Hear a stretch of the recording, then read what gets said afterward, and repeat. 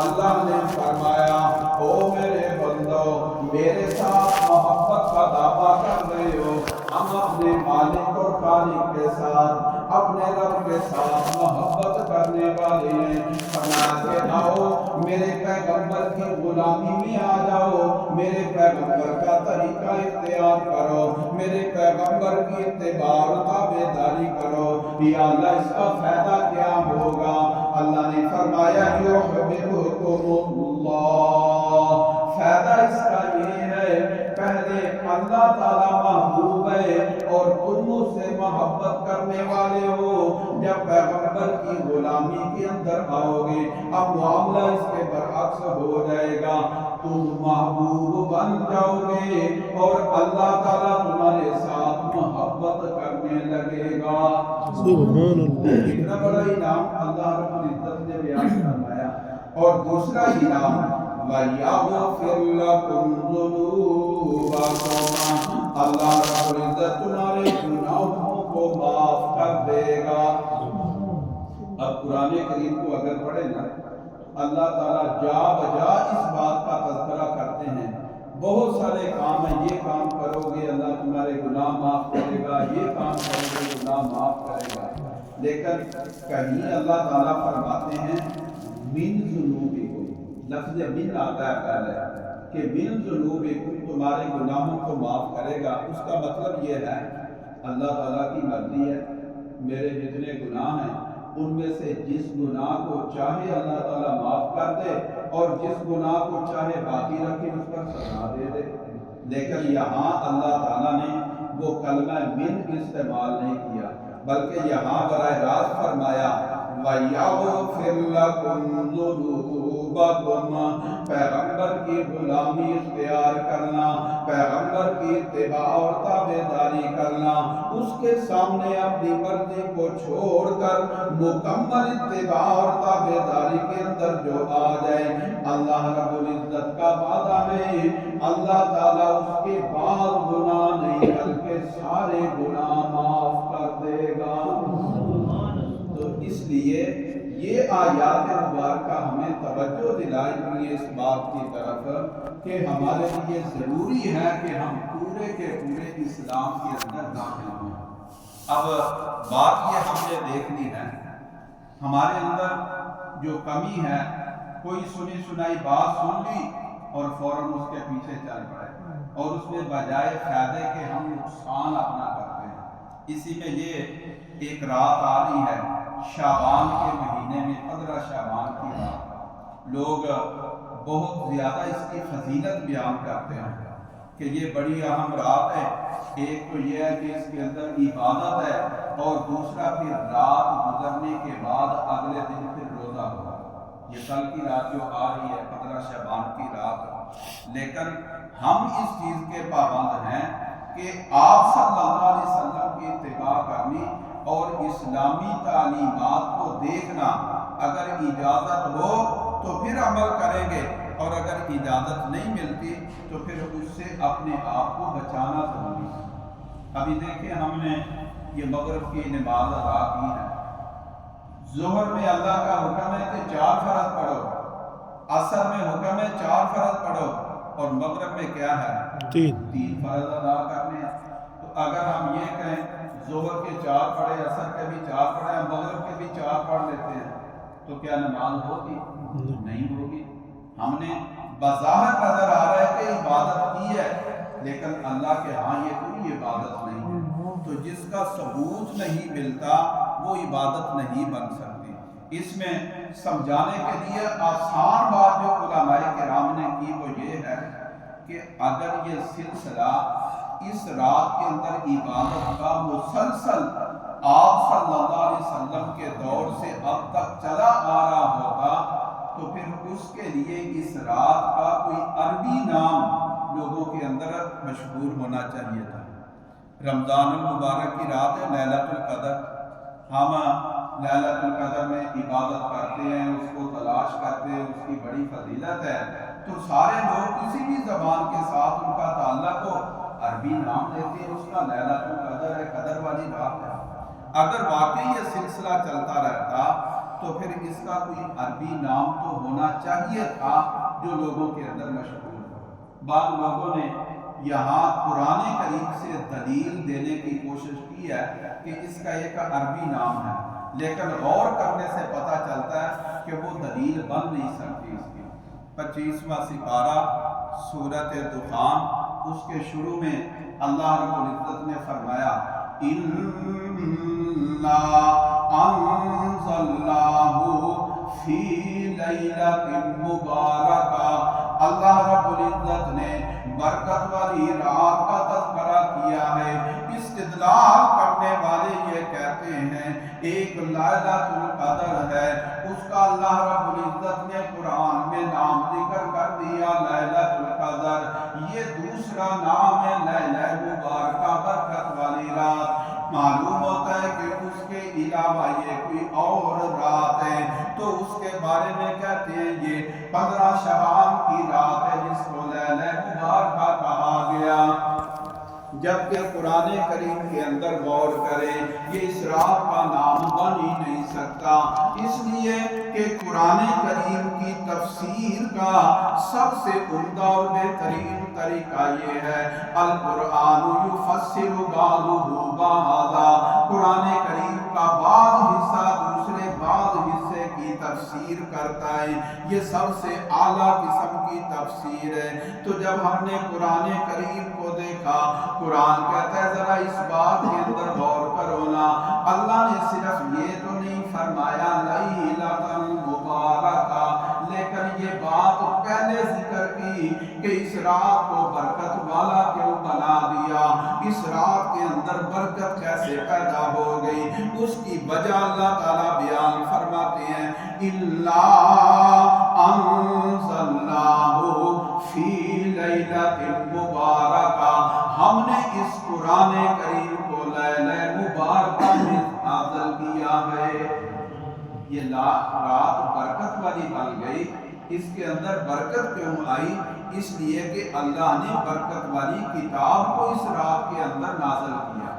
اب یہ جو پتہ چلا کہ اس لیلہ مبارکہ کا تعلق ہے قرآن کریم کے نازل ہونے کے ساتھ، تو خود قرآن بتلاتا ہے، یہی الفاظ دوسرے مقام پر آخری سپارے میں ذکر کیے اِنَّا أَنزَلْنَاهُ فِي لَيْلَةِ الْقَدْرِ، ہم نے اس کو لیلۃ القدر میں نازل کیا، گویا کہ معلوم ہوا وہی رات ہے۔ قرآن کریم کو چونکہ اللہ تعالیٰ نے عزت عطا فرمائی ہے، جب اس رات کے اندر یہ قرآن نازل ہوا، اس کی وجہ سے وہ رات قدر والی بن گئی، وہ رات عزت والی بن گئی، اور قرآن کریم کو چونکہ اللہ نے برکت کا ذریعہ بنایا ہے، اس لیے جب قرآن کریم کو اس رات کے اندر نازل کیا اِلَّا أَنزَلْنَاهُ فِي لَيْلَةٍ مُبَارَكَةٍ، چونکہ قرآن کریم برکت والی کتاب ہے، جس رات کے اندر اس کو نازل کیا قرآن کے تعلق کی وجہ سے وہ رات برکت والی بن گئی۔ اب یہ تو پتہ چلا کہ رات کے ساتھ قرآن کریم کے نزول کا تعلق ہے، وہ رات ہے کس مہینے میں، تو اللہ رب العزت نے اس کو بھی متعین فرمایا شہر رمضان الذی انزل فیہ القرآن، وہ رمضان کا مہینہ ہے کہ جس مہینے کے اندر یہ قرآن کریم نازل کیا گیا ہے۔ تو جب قرآن کریم نے خود قرآن کریم کے نزول کا مہینہ بھی بتلا دیا اور رات بھی بتلا دی، تو لیلہ مبارکہ یہ شعبان کے اندر ہو ہی نہیں سکتی۔ اگر شعبان کے اندر ہو، نزول قرآن کے ساتھ تعلق نہیں ہے، اور جب نزول قرآن کے ساتھ تعلق ہے تو یہ رات شعبان کے اندر نہیں بلکہ یہ رات رمضان کے اندر ہے، وہی لیلۃ القدر والی۔ باقی جو احادیث مبارکہ ذکر کی جاتی ہیں، لوگ بیان کرتے ہیں ان کو، لیکن محدثین نے احادیث کو قبول کرنے کے اصول بیان کرنا ہے۔ اگر کسی معاملے میں کوئی ضعیف روایات ہوں، ایک ہے کسی روایت کا موضوع ہونا، वजू का माना होता है मन गढ़त, जो किसी ने खुद गढ़ ली और आप सल्लल्लाहु अलैहि वसल्लम का नाम लेकर लोगों के सामने जिक्र कर दिया, वो तो बिल्कुल काबिल एतबार है नहीं। लेकिन ये ज़ईफ है सनद के एतबार से कि इसमें बाज़ रावी ऐसे होते हैं कि जिनका एतबार नहीं होता, तो उस एतबार से कहा जाता है कि ये रवायत ज़ईफ है। और फरमाया कि जब किसी एक मसले के बारे में ज्यादा ज़ईफ रवायतें कसरत के साथ आ जाएं तो वो रवायात भी काबिल एतबार बन जाती हैं। लेकिन उनके काबिल एतबार बनने के लिए ज़रूरी है कि उन रवायात के अंदर कोई एक आध रवायत उस मसले की सही भी मौजूद हो। जब एक रवायत सही है, अब बाकी जो रवायात है अगरचे कमज़ोर भी हैं, जब वो सही रवायत के साथ मिलती हैं तो उसकी वजह से वो बात कवी और मजबूत हो जाती है। लेकिन अगर सही रवायत है ही कोई नहीं, सारी की सारी ज़ईफ हैं, तो वो कसरत के अंदर जितनी ज़्यादा भी हो जाए उनके ज़ौफ़ की वजह से उनका कोई एतबार नहीं होता। फिर उनमें भी जो रवायात जिक्र की जाती हैं, अगरचे 15 शबान का लफ्ज़ है, लेकिन काम वही जिक्र किए गए हैं कि जो काम उस रात के अंदर नहीं बल्कि लैलतुल कदर के अंदर होते हैं। तो इसलिए इस रात की कोई अहमियत नहीं, बल्कि अगर देखा जाए, हम तो जब से पैदा हुए यही देख रहे हैं कि इस रात के अंदर लोगों का अमल है आतिशबाजी का। शुनिया पटाखे चलते हैं, फिर उसके अंदर जिद्दत आती जाती है, अब लोग अनार चलाते हैं, पटाखे चलाते हैं, क्या क्या। एक तो ये कि उसके अंदर ये काम करके सरासर अल्लाह को नाराज करते हैं। नाराजगी इसलिए कि किसी भी मुसलमान को तकलीफ पहुंचाना हराम है। तो जब ये लोग चलाते हैं तो इसका शोर शराबा कितना होता है। घरों के अंदर जो बीमार हैं वो भी आवाज़दार हैं, और जिन्होंने जल्दी सोना होता है कि सुबह उठेंगे, तहज्जुद की नमाज अदा करेंगे, आधी आधी रात तक ये सिलसिला चलता रहता है, वो भी आवाज़दार रहते हैं, नींद उनको नहीं आती है। तो ये रात, इस पर ये जो अमल चल रहा है मुसलसल, इससे मालूम होता है कि ये किसी और ने इसको बनाया है, और बनाने के बाद फिर मुसलमानों के अंदर इसको दाखिल किया। और वो लोग जो कि आग की पूजा करने वाले वो मजूसी हैं, और इन मजूसियों का मरकज़ ये ईरान है, जहाँ की फारसी ज़बान है। इसीलिए फारसी ज़बान के अंदर ही इस रात का नाम मशहूर है शब बरात। अगर दीन के साथ ताल्लुक़ होता तो फिर इसका कोई अरबी नाम होना चाहिए था, जबकि अरबी नाम इसका कोई भी ना कोई दिखा सकता है ना कोई पेश कर सकता है। तो एक तो इससे अपने आप को भी बचाना है और अपने बच्चों को भी बचाना है। और ये चीज़ जो है ना, चरागा, ये दीवे जलाए जाते हैं, दीवारों पे रख दिए जाते हैं, आजकल उसकी नई शक्ल आ गई, लाइटिंग, बत्तियां खूब जलाई जाती हैं, रोशनी की जाती है। दर हकीकत ये आतिशबाजी का मुजाहरा है और ये मुशाबत है मजूसियों के साथ। और आप सल्लल्लाहु अलैहि वसल्लम ने फरमाया, मन तशब्बह बिकौमिन फहुवा मिनहुम, जो किसी कौम के साथ तशबीह इख्तियार करता है वो उन्हीं में से होगा। तो जो आतिशबाजी का मुजाहरा करता है, चाहे इस रात के अंदर हो, चाहे खुशी और शादी के मौके पर हो, तो वो तो मजूसियों के साथ मुशाबत करने वाला है, तो उसका हशर तो फिर उनके साथ ही होगा। तो इस किस्म की खुराफात से अपने आप को बचाना ज़रूरी है।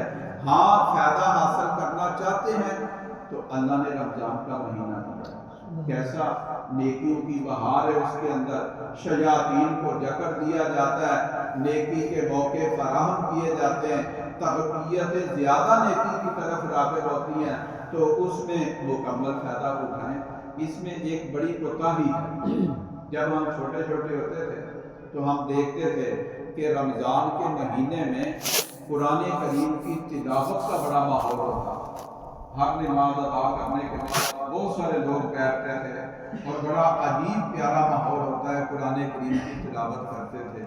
और अब ये चीज़ ख़त्म होती जा रही है। عام دنوں کے اندر جو لوگ تلاوت کرتے ہیں رمضان میں بھی، وہ بھی صرف فجر کی نماز کے بعد صرف وہی بیٹھ کے 2-4 بندے، باقی سب کے سب نکل جاتے ہیں، اور باقی نمازوں کے بعد تو کوئی نظر ہی نہیں آتا تلاوت کرنے والا۔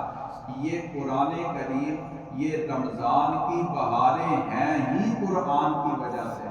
لیلۃ القدر کا ذکر کیا تو ہم نے قرآن نازل کیا، اس لیے قدر والی بن گئی، اور رمضان کی فضیلت کا ذکر کیا، شہر رمضان الذی انزل فیہ القرآن، یہ بھی شرف اور برکتیں یہ قرآن کی وجہ سے ہیں۔ تو جہاں ہم روزے کا اہتمام کرتے ہیں، وہاں ہمیں چاہیے کہ رمضان کے مہینے میں زیادہ سے زیادہ قرآن کریم کی تلاوت کا اہتمام بھی کیا جائے۔ ہر نماز کے بعد کچھ نہ کچھ وقت بیٹھیں، قرآن کریم کو کھولیں، اس کی زیارت کریں اور قرآن کریم کی تلاوت کریں۔ تو جس طرح رمضان کا احترام ہوگا اور قرآن کریم کی تلاوت کا ماحول ہم بنائیں گے، تو پھر ہمارے اندر جو ایمان کی، عمل کی کوتاہیاں ہیں وہ ختم ہو جائیں گی، اور جب ختم ہوں گی پھر ہم محسوس کریں گے کہ واقعی اللہ نے اپنا وعدہ پورا فرمایا، فَلَنُحْيِيَنَّهُ حَيَاةً طَيِّبَةً، کہ ہم ایسے بندے کو پاکیزہ زندگی عطا فرماتے ہیں۔ اللہ رب العزت سے دعا ہے اللہ تعالی ہمیں سمجھنے اور عمل کرنے کی توفیق عطا